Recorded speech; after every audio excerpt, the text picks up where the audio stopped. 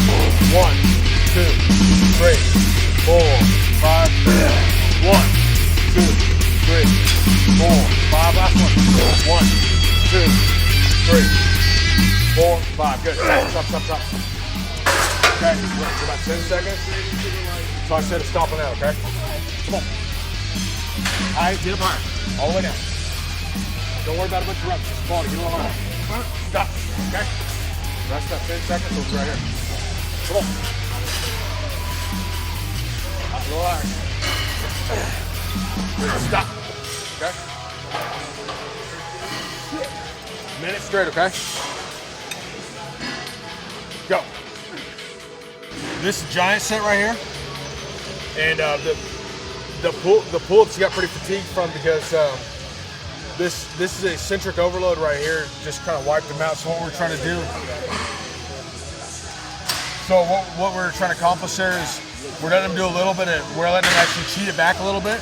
But what he's doing is once he gets it back, he's doing a 5-second eccentric on the way back on the seated row. Doing the pull-ups to failure on the wide grip, then to failure on the neutral grip, then finally finish off with a straight arm pull down. So what this is doing, it's a giant set. We're accomplishing a couple things here that are good for muscle growth. We're pretty much recruiting the widest pull of motor unit from the high threshold ones with the very heavy eccentrics to lower threshold ones when we're going a minute straight of those straight arm pull downs. We're getting everything. Then obviously with a giant set of 3 intense exercises like this, it's going to prolong time under tension, one of the keys for muscle growth. So this is sort of the ABC model that Fred Hatfield used of we're going really heavy, a more moderate traditional hypertrophy range, then going ultra high reps right there. So we're basically hitting everything. I know this dude had some shit like this motherfucking wild. They used to call it butterfly. All he did was pull-ups and push-ups. That's one of the best fatigues I ever seen. And when he do this, shit fall out. Got out, got killed.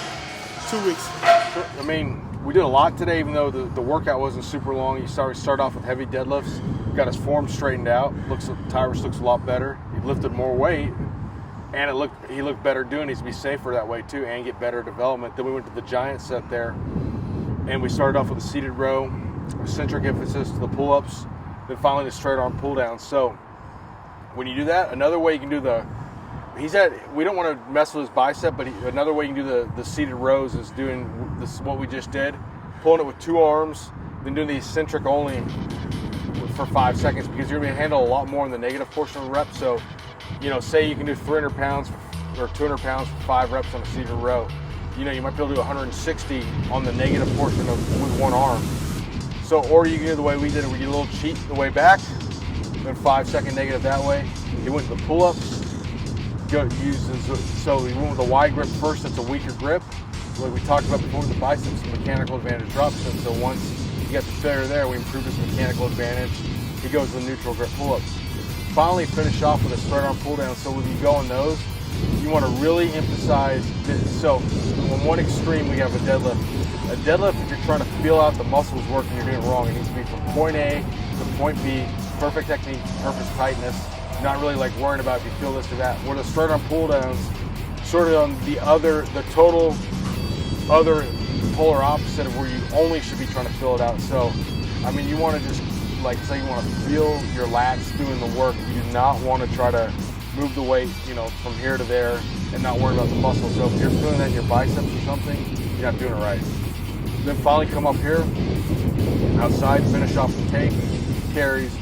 Keg carries are going to force, you know, we need to squeeze that. If you look at a lot of strongmen, you know, even though they're not paying any kind of attention to diet or anything, a lot of them, they still have very well-developed large upper backs. So they may not have, you know, they may not have a great chest or anything like that, but you look at their upper backs, put them up against anybody, and a lot of it's these carrying and loading events. So just having for like 30 seconds to have to squeeze a heavy keg or stone or whatever isometrically is going to develop your back. Then we superset it, you know, sort of the opposite. So we have that extreme isometric move where nothing in his upper back's really moving, just squeezing to keep it contrasted with the pullover here, which we're really trying to, again, emphasize the stretch. So we put those 2 movements together.